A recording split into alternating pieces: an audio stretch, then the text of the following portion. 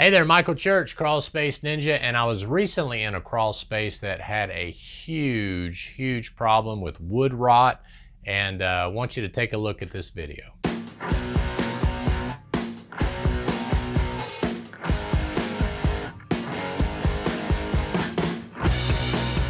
This is all of this is called your rim joist. This wood is rotted out, and this board has become so rotten. All these boards, the joists are starting to sink, so your subfloor and everything is rotten.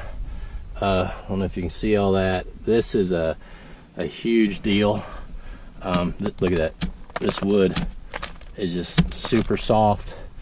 Basically, this front part of the house, from all the way to there to maybe where that pipe is super bad shape. We need to get this place dried out ASAP.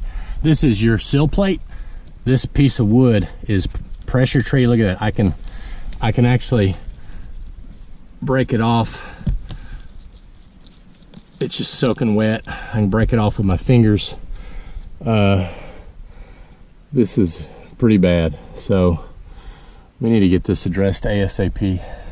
Okay, now in that video, trust me, the video doesn't do service with how bad it actually was.